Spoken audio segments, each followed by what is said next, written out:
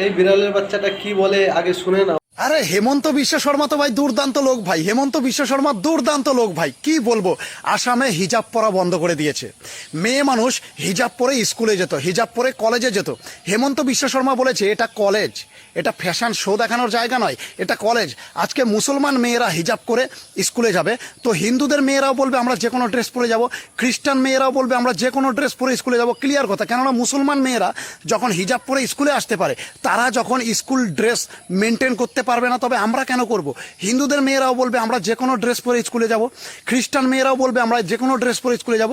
এই কারণে হেমন্ত বিশ্ব শর্মা বলেছে ভাই হিজাব ব্যান্ড। ক্লিয়ার কথা। হিজাব পরে বোরখা পরে স্কুলে যাওয়া হবে না।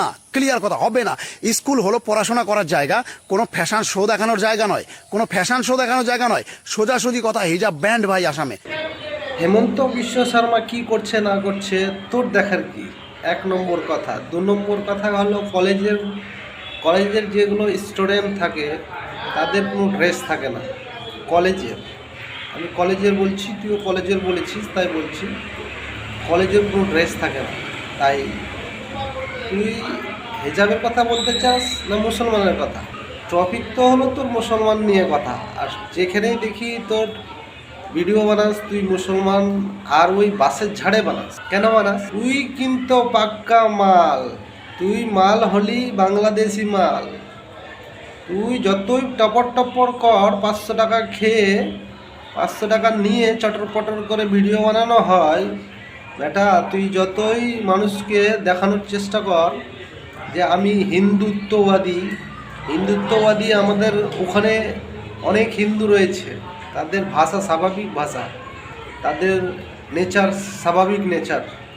কিন্তু বেটা তোকে লাগছে তুই ভয়ে ভয়ে টাপার টাপার করছিস। তুই বেটা আগে পার হবি রে বাংলাদেশ। তুই বাংলাদেশের মাল। বুঝতে পারলি না? খুব পটর পটর হচ্ছে তোর।